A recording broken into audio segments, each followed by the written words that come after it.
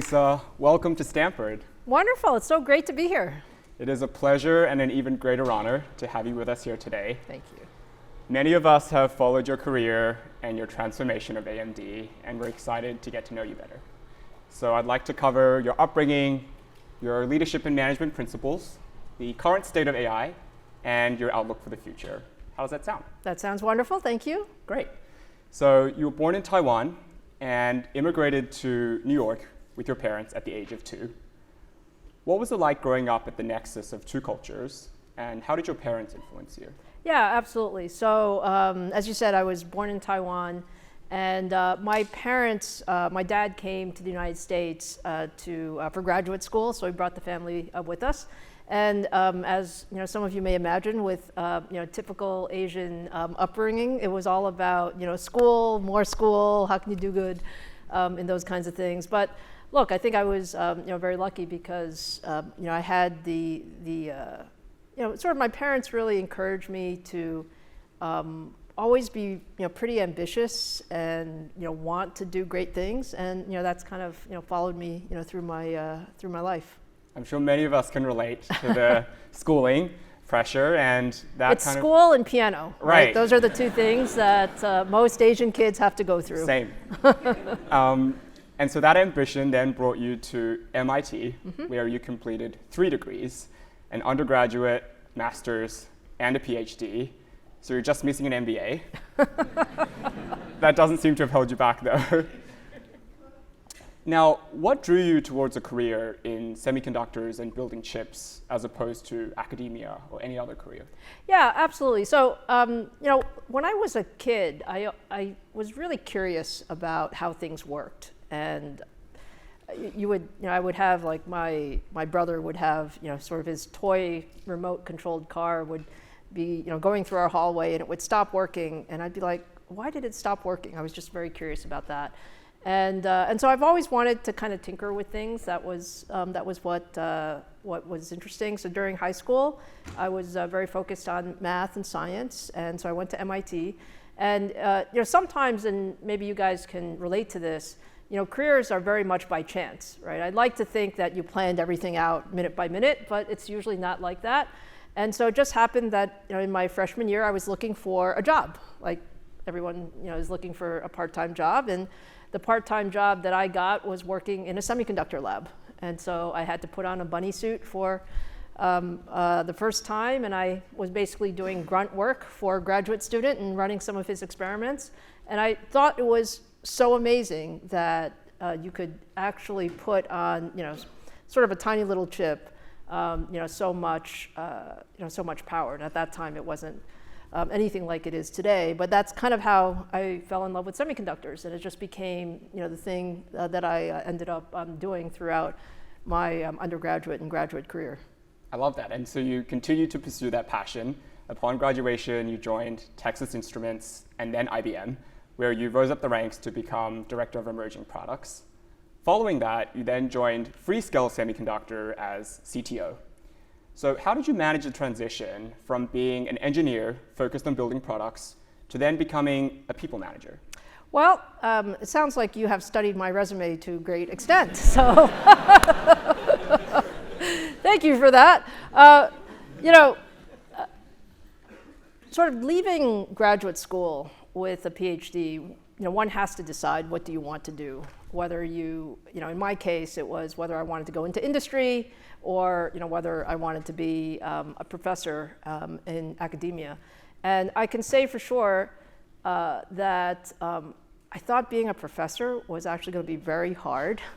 The idea of always being on the cutting edge of research and that kind of thing. So I didn't think that was going to be my superpower. I thought that building products and working on real world things, like what I've enjoyed the most in what I do is like the work that we're doing with chips and products. Like you can actually go and you can walk down to Best Buy and see some of the products that we build, or you can walk into Lawrence Livermore National Labs and look at big supercomputers, but you can actually see and feel and touch those types of things. So yeah, I think those are the reasons that I first got into engineering.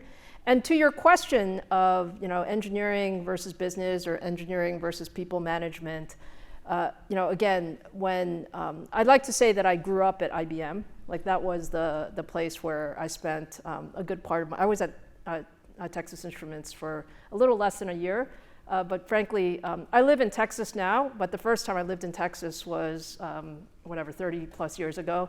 Texas wasn't for me at that point in time, so I moved back to New York where my parents and my family were, and I was at IBM for about 13 years or so. And what I like to believe is the ability to kind of learn at each step was what really helped me in my career. And so, the nice thing about my early career is I was lucky enough to have, bosses who asked me all the time, like, what do you want to be when you grow up? And I was like, I don't know. Let me think about what do I want to be when I grow up. And the opportunity to manage people or manage projects was very interesting because I viewed, hey, as one person, as a researcher, you could get so much done. But hey, if you have a little team of 10 people, you can actually get so much more done. And if it gets to 50 people or 100 people, so much more. So yes, there was a lot of, let's call it learning on the job, but that was what I was able to do in that period of time. And I will say, for the record, I've always thought I should get an MBA. And I just ran out of time, right? I mean, you have to schedule 2 years in your life to get an MBA. And at some point, you become too old to get an MBA. So it was, I'm sorry, John Carter, did I say that? Is that okay for me to say? So the truth is, there was just a lot of on-the-job training. And the beauty of career development is when you get a chance to try something new and learn, whether it's people management or business or managing larger projects. I had a lot of opportunities to learn. Right. Well, I think it's never too late, and we'd love to have you. And I think it's rare to see someone with mastery of both building products and people management. And those are two really difficult problems. You've said yourself that you like hard problems. So what's your approach to solving hard problems, and how do you push through in the face of setbacks? Well, I think the most important thing for all of us is to have a deep curiosity of just solving problems. Like that's my view of the world. When I think about, in the early part of my career, some of the most difficult things, like the first product I ever worked on was a product that was a microprocessor, and we were just about to announce the processor, and like nothing worked. I mean, the chip did not work. We didn't know why it didn't work, but the company was about to announce it, and you think, oh, that's terrible. Like that's like very stressful. But actually, what it is it allows you to really galvanize teams on really opening up every ounce of creativity you have to figure out, okay, how are we going to figure out why is this not working, and how do we bring it, move the projects forward? And so that's what I view as the beauty of hard problems. Like you can work on anything in life, but when you work on a really hard problem, or in a company context, when you work on, let's call it the most important projects, you can garner an incredible amount of just resources, creativity, focus that will allow you to do something that you wouldn't imagine possible. And that's what I believe is the most important thing managers do, or leaders do. What leaders do is they actually bring teams together to do something that nobody thought was possible. And that's what I enjoy about the world that we're in, is that you're working on problems that are super interesting and quite impactful to the industry, and you're also working on something that someone hasn't done before. I love that. I think that's something we can all take away, looking for the hardest problems and finding the creativity and focus to solve them. Now at the GSB, we learn a lot about hiring and retaining great talent. But something that is less spoken about is recognizing underestimated talent. So Lisa, have you ever made a bet on someone that's been historically overlooked, and how did that go? Well, I like to say that again, our job as leaders is to give people opportunities. You can't guarantee anybody's success, but you certainly can help identify, sort of the people who have a lot of potential. And I'm also a big believer in that, leadership is something that you learn and something that you train. It's not something that you're born with. You actually you learn through lots and lots of different experiences. And so yes, like, hey, somebody took a chance on me, right? Somebody decided, when I was a kid that I should, get these different experiences. Probably the most intimidating experience that I had was, I was at IBM maybe about 5 years, which is relatively sort of still new in my career. I was working on interesting projects. I had done a few interesting projects, and one day I got a call and said, "Hey, can you come down to Armonk? We'd like you to meet Lou Gerstner." And Lou Gerstner was the chair and CEO of AMD at the time, and I'm like, "Why? Like, why would he want to talk to me?" Like, that was a very weird thing. And they're like, yes, we would like you to be his technical assistant. So, so my job was to actually teach Lou about technology. He was not a technical person, but he was running a technical company. And, he wanted to learn about, some of the latest and greatest, technology things. And I was like, wow, like, I didn't realize this is what I went to school for. But the truth was, it was an opportunity for me to observe what life was like, as the top of, a company of global scale and size. And I learned so much just from observing.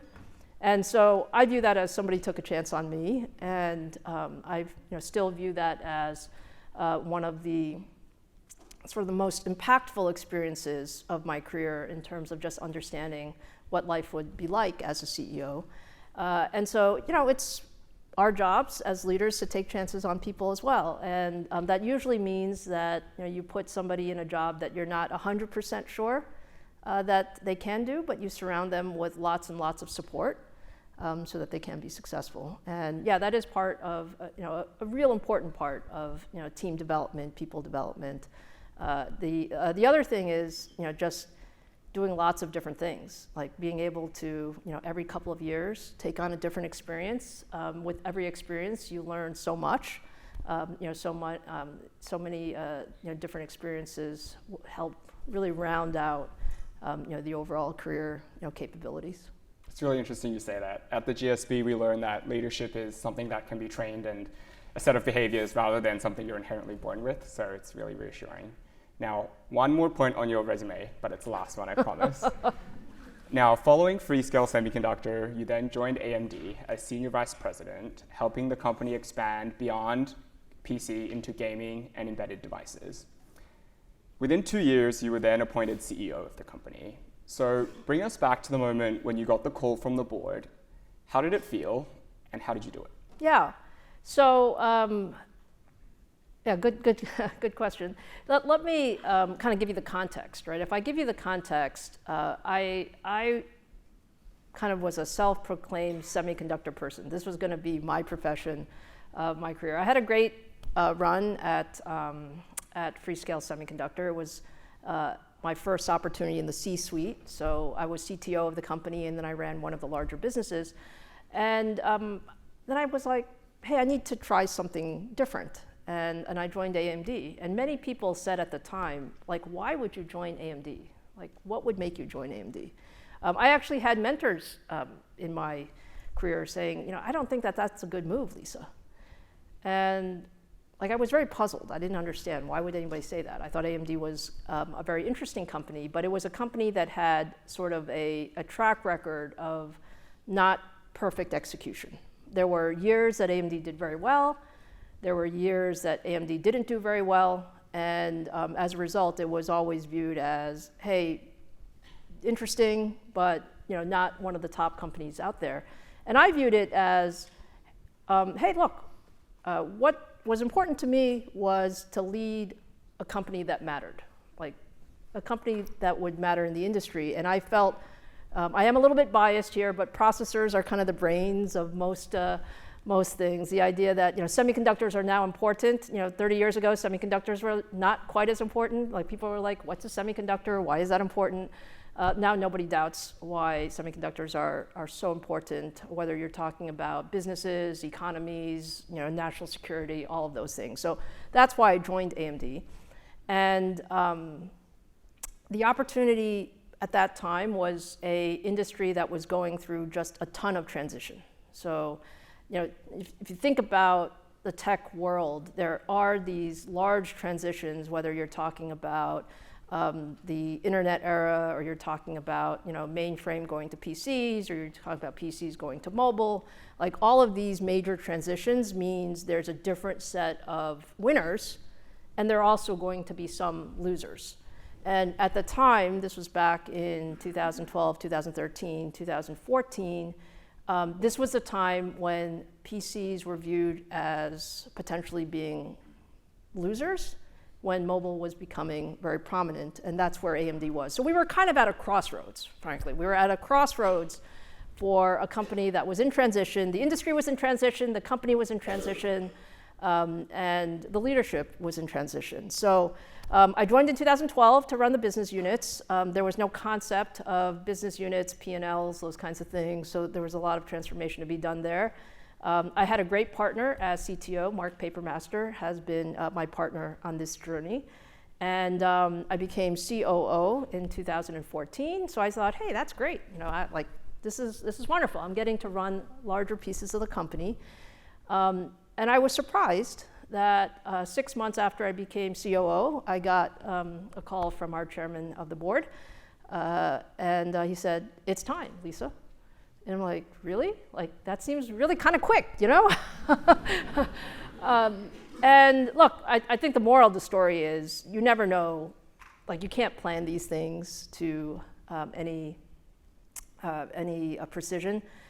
But what was clear was that we had to transition some of our strategy as a company, and we were ready for a change. And I was very honored to be asked to be CEO, and it was never a doubt that this was like my dream job. So my dream job, going to school and through all these years was to have the opportunity to lead a semiconductor company, and now I had that opportunity. So that was back in October 2014, and something that I remember very, very well. Well, it definitely wasn't easy. When you joined the helm, the company was at the brink of bankruptcy, and the share price was hovering at around $3. Under your leadership, at its peak, AMD's shares topped $200. So how did you balance between defensive leadership, which involved cost-cutting and focusing on the core, with offensive leadership, which involved diversifying product lines and taking bolder bets? Yeah, well, I think it's fairly clear in tech. There's no such thing as cutting yourself to be a winner. Of course, balance sheets are very important, and P&Ls are very important. But what was really important, I think, for us, it was to decide what do we want to be when we grow up. Like what is great look like. And for us, it was deciding what was important. One of the things that I like to say about the semiconductor industry or technology in general is the decisions that we make today, you will really see the impact like 3 to 5 years down the road. It is all about making the right bets. And for AMD at the time, as I said, we were at a crossroads, and we were needing to make a decision of what do we want to be when we grow up. At the time, the most interesting sector, frankly, was mobile. Like, smartphones were taking off. Everyone was like, Lisa, why aren't we building mobile chips? And we thought about it. Actually, we sized it, we looked at it, we spent quite a bit of time looking at it, and we realized that, yes, that is a good business, but that actually is not a good business for us, because that's not fundamentally what we are best at. Fundamentally, what we were best at, what I believed we could be best at, is building the highest performance computing out there. It was a bet on high performance computing. And there are many reasons for that. You can look at sort of what your competition looks like. You can look at what the technology landscape looks like. You can look at where you think the markets are going. But if I kind of summarize, there's probably a few basic things, right? You want to make sure that as a company that you're in markets that are large enough, especially picking markets where you see there is sort of industry transformations coming, industry inflections coming, and then where the company has some secret sauce. And so our secret sauce was we knew how to build high performance computers, and I knew that my job as the CEO at the time was to lay out that vision, but then also give our team enough time to fully realize that vision, because nothing changes quickly. Like, we had to set the expectation, like, look, this is going to take 3 to 5 years. It's going to take us 3 product generations. We actually had to start from scratch our products, but we knew exactly where we wanted to go. And at the time, there was a big industry inflection coming, which was Moore's Law was slowing down. All of you have probably heard about Moore's Law. Moore's Law was the idea that you can basically continuing to double the amount of capability, reduce the price every 2 years. Moore's Law was essentially slowing down, and there was going to be new technologies that would make a difference, and that's what we were going to bet on in terms of going forward. So I think the key with any, people call it a turnaround. Yes, maybe. I call it more, you have to kind of see where the future is going and try to align your resources and your focus with where the future is going. Right. And other than a technological change, there was also a cultural shift within the company. Were there any key decisions you made that helped change AMD's internal mindset from being an underdog to an industry leader? Yeah, I think the key thing with any company culture or any team culture is it's not necessarily what you write down, but it's actually what people see and feel every day in terms of day-to-day operation.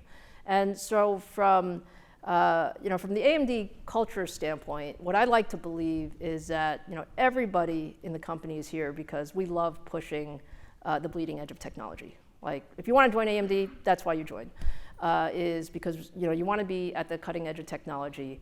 You're probably going to work harder than most. You're probably going to take a good amount of risk on how you get that done. But I also believe very much in a learning culture, which is we learn from everything that we do. Actually, we learn more from our mistakes than we learn from our successes, because with every product launch, we can say, hey, we could have done that a little bit better. With every new generation, we think about, what will I want to do differently in the future? And that's very much, who we are. I think we are a learning culture. We are a very collaborative culture, but at the end of the day, we like to win. And it's about having the best technology and the best products out there. I love that. A learning culture is something we can all take home with us. Now, I want to shift over to talking a bit about the industry and AI. The semiconductor industry is as much a geopolitical story as it is a technological one. So how do you navigate an environment where policy decisions, such as tariffs, chip subsidies, and export controls, can make or break an industry leader? Well, I think we have to, the world has changed. The world has changed in a way that, we're in an industry where, having the best technology can make such a difference. And like I said, it can make a difference in terms of getting a competitive edge in companies, and it can make a difference about competitive edge in countries. And so it's just part of the industry that we're in. I think the key is to have very good clarity on, we are a US company. Clearly there have been a lot of conversations and discussions over the last 5, 7, 8 years in terms of just how important the technology is and ensuring that the technology isn't used for let's call it not the purposes that are aligned with US interests. But I also think the market is super large, and there's a way to really balance both, and that's what we try to do. I'd like to say We are a global company in the sense that we operate across every part of the world. But as it relates to critical technology, we're very much focused on ensuring that we're compliant with all of the U.S. regulations. And in some sense, I'd like to view it as we are a very interested party in helping understand what is the best way to satisfy both interests, and that's what we do. So seeing it as an opportunity as well. I like that. Yes, it's really, really important to have your voice heard, particularly in an area that is so complicated, right? It's really hard to figure out where the boundaries should be, and companies need to step up and be part of that conversation. Now, AMD has doubled down on inference rather than training, expecting inference to make up the majority of AI workloads for the future. So could you walk us through what the key technological and market signals have been that has led AMD towards that decision? And maybe for those of us that are less well-versed in what training and inference is, maybe perhaps it would trouble you to explain that. Yeah, and again, maybe let me take a step back and just give a little bit of a landscape of where we are in technology today. It is an incredibly exciting time in technology today. Like, if you had asked me 5 years ago, the rate and pace of AI adoption that we've seen over the last 18 months, I mean, it's extraordinary. I mean, this is like the most important sort of technology advance of the last 50 plus years. And what's different about it is so many people can be touched by it. And that's kind of what generative AI has done, right? AI has been around forever. It's been around for the longest time. But it was actually pretty hard to really get AI into our business flows. That's kind of what's different today, is that now you can see how AI can be adopted in many different ways. So this comment about training versus inference, look, I'm actually a believer in there's no one type of AI.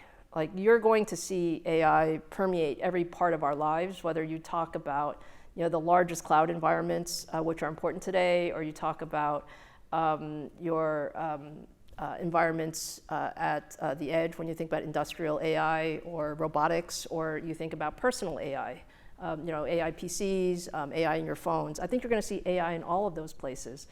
And our goal in life is to make sure that we have the right computing for the right applications. So to your question about inference versus training, I think that is a little bit more in terms of the tactics of a given year.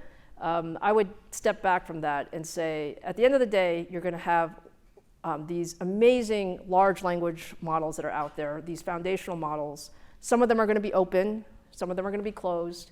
And then you're going to have many other models as well. You're going to have medium-sized models, you're going to have smaller-sized models, you're going to have models that can run on your phone that will give you personal AI capability. And the compute that you need for each of those is somewhat different. And our vision at AMD is that we can really create the right compute for each one of those environments. And that's really what we're focused on. That's very helpful, thank you.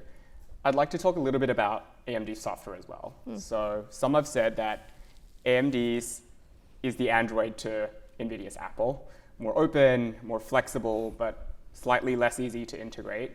So could you walk us through your decision to make AMD software open source, and how you convince major AI players that AMD's flexibility outweighs NVIDIA's verticalization? Yeah, well, look, first of all, I would say NVIDIA is a great company, and they certainly have a very capable AI AI end-to-end capability.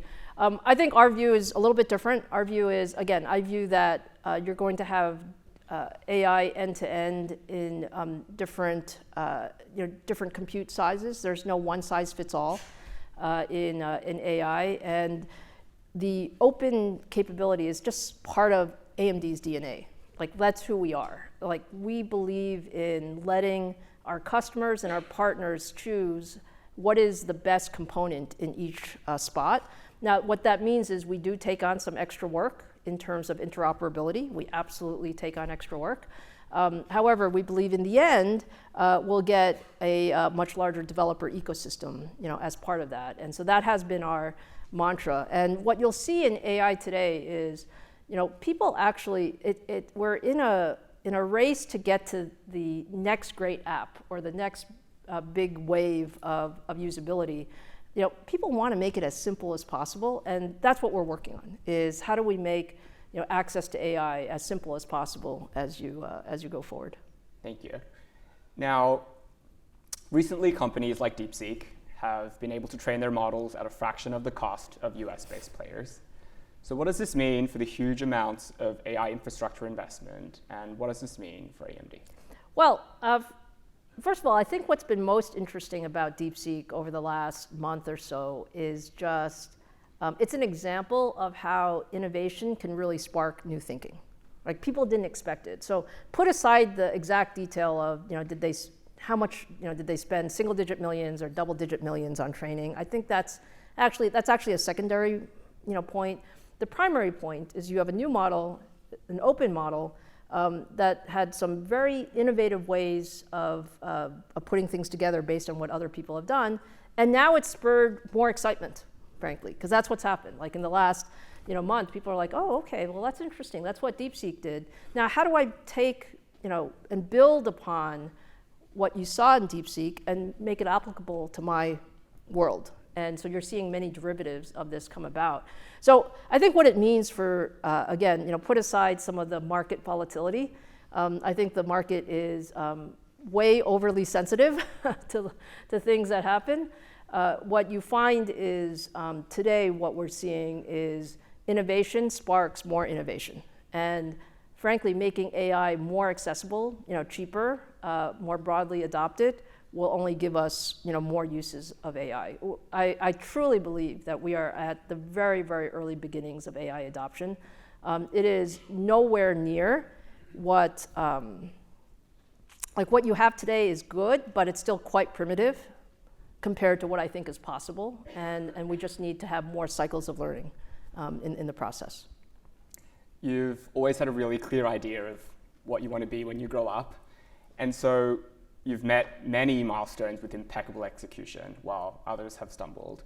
So looking forward, what are the key strategic and execution risks that keep you up at night for AMD? Well, I will perhaps differ with you a little bit about, I don't know if I can say I always knew what I wanted to be when I grew up. I think companies and people have sort of a 5-year trajectory.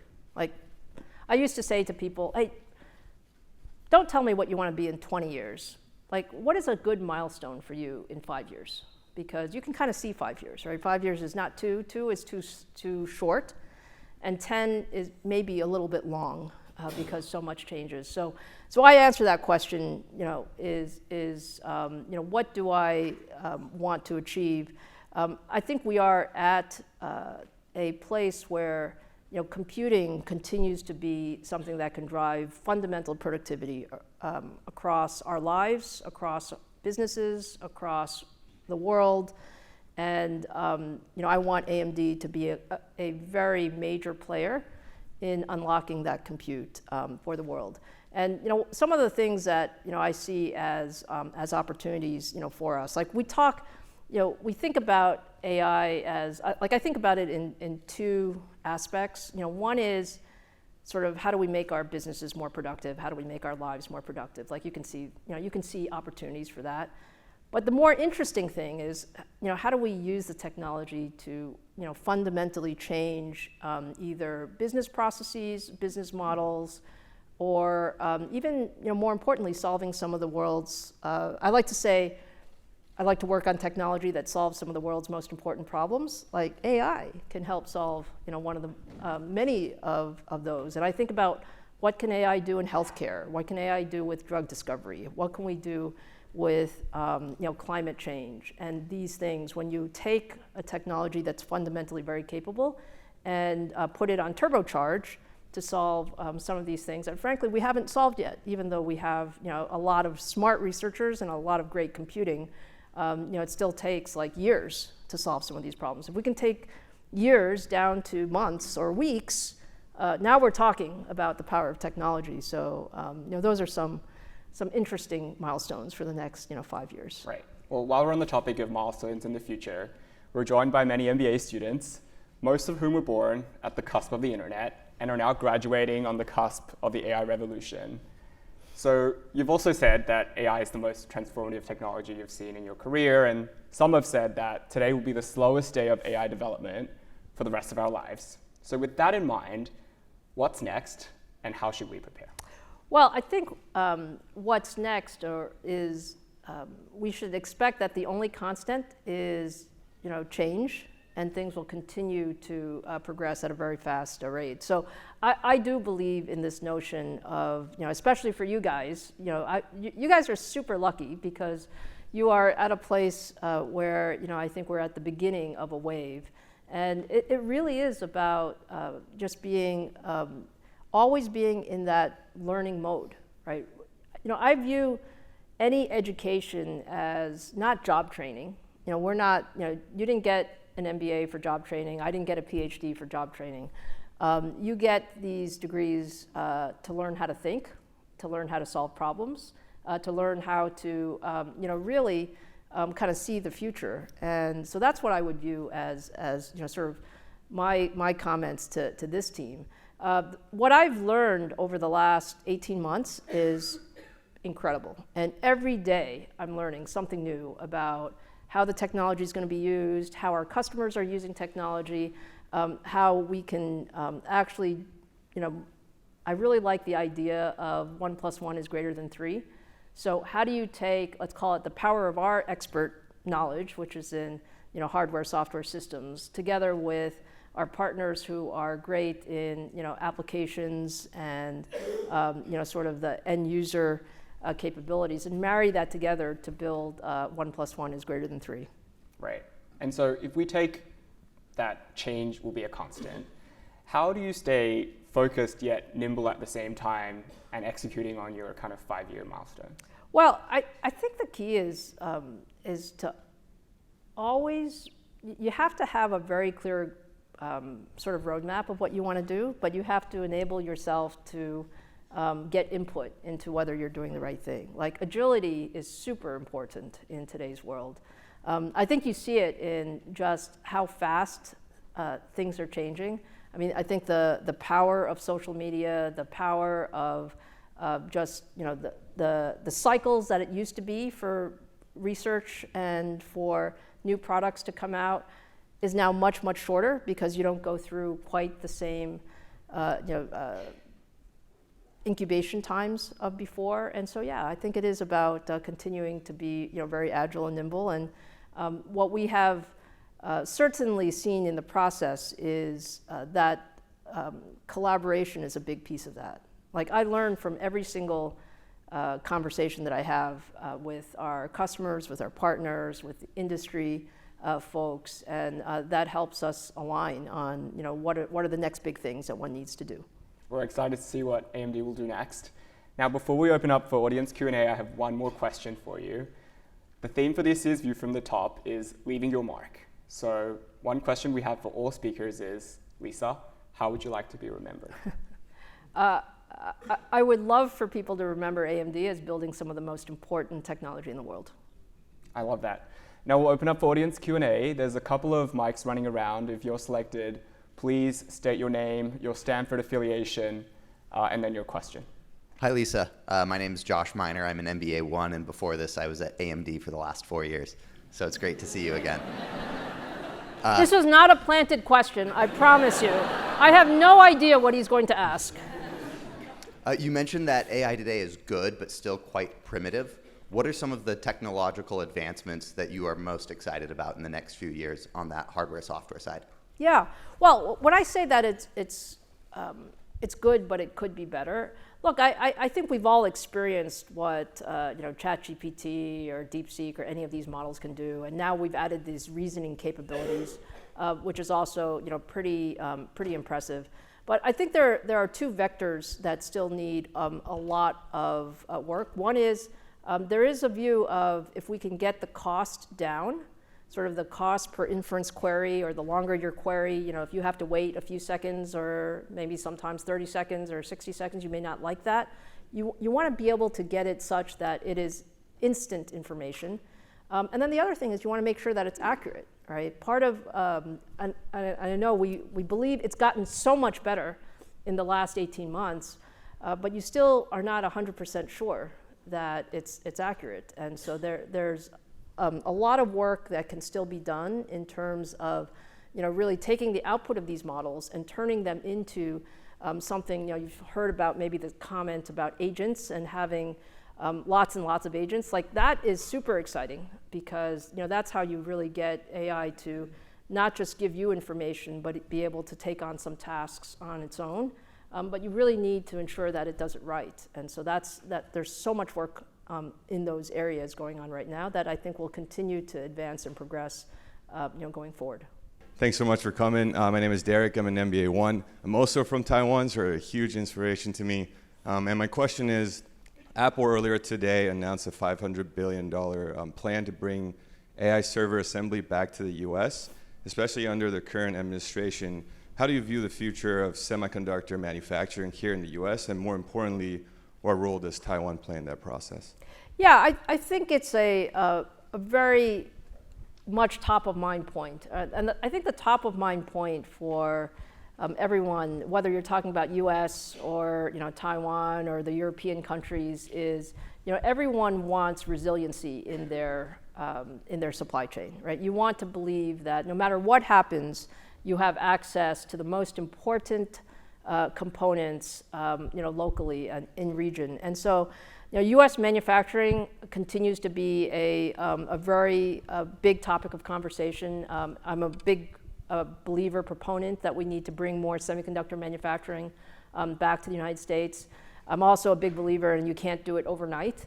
There are reasons that the supply chain became much, much more efficient for Taiwan. Taiwan today still has the vast majority of all advanced semiconductors, but more of it will move. And it's the right thing to do, because you need resiliency in the supply chain. So I think with the CHIPS Act that was put in place a few years ago, and then certainly the Trump administration, the new administration, is very focused on bringing more manufacturing and investment back to the US. I think we're going to see that happen. It'll just take a little bit of time. I'm Nico Enriquez. I'm a principal at Future Ventures, a deep tech VC, second-year MBA. There's talk of a potential overbuild in data centers. Microsoft has started to lease their data centers rather than buy, for example. Do you think there is a bubble in this space, and how do you hedge for that case? Yeah, I look at this on a much longer time scale versus a very tactical time scale. I think on the longer time scale, we need more data centers and we need more power. And frankly, the largest inhibitor over the last 18 months for perhaps even more progress was just the entire supply chain was not ready. Like, we needed more chips, we needed more power, we needed more data centers, and as a result, there's more build happening in that area.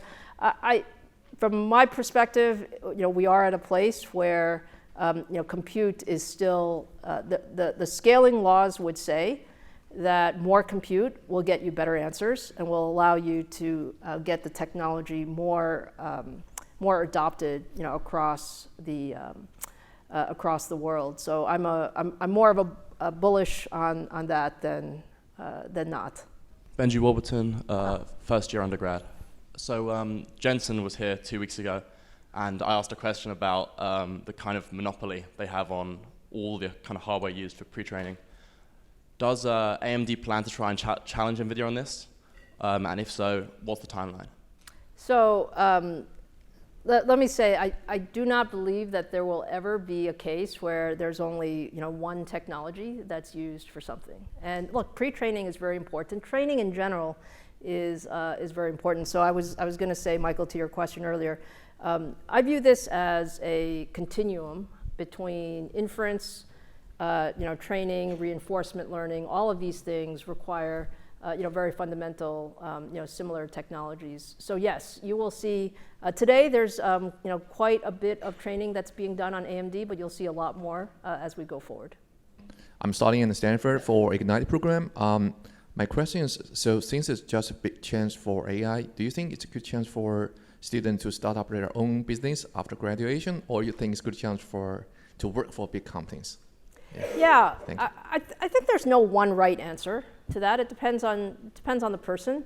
I think there are benefits to starting your own company if you want to, if you have a great idea, and certainly Silicon Valley is a place where lots of startups have been super successful. AI is an area where there are lots of startups. Then you have the opportunity to get the funding and support and a lot of mentorship and capability. And there's also lots of advantages to working for a big company. In my world, I've had the opportunity to, I think, try so many different things that would be hard to do in a startup environment, and I've learned along the way. So it really depends on what makes you tick. I will say that I've had a lot of opportunities throughout my career to potentially run smaller companies. And for me, the important thing wasn't I had to get to CEO as fast as possible. Like, that was not the motivation. I thought I would like to be a CEO, but that wasn't my motivation. My motivation was to work in something where I could make a big difference on the industry.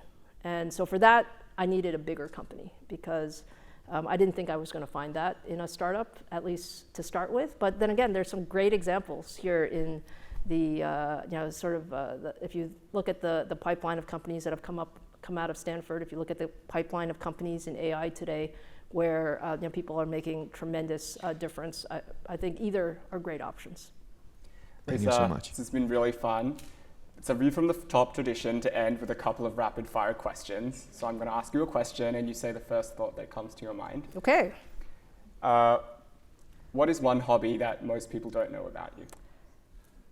Well, I do like to box for exercise, and I also greatly enjoy Texas Hold'em. So my sales guys like to play Texas Hold'em with me. I would not want to be on the other side of the table with you.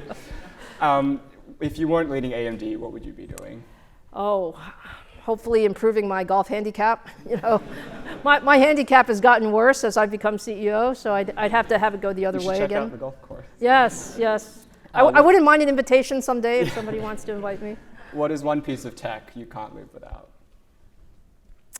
I think as we're all stuck to our phone, but probably the thing that I really like is, I've really gotten used to using Spotify on my phone, and it's really nice to be able to kind of carry your stuff everywhere you go, so yeah.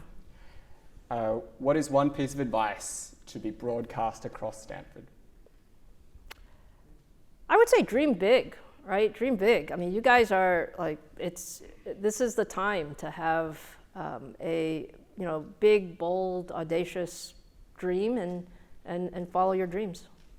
And finally, one word to describe AMD's future. Phenomenal. Lisa, it's been an absolute privilege. Thank you so much.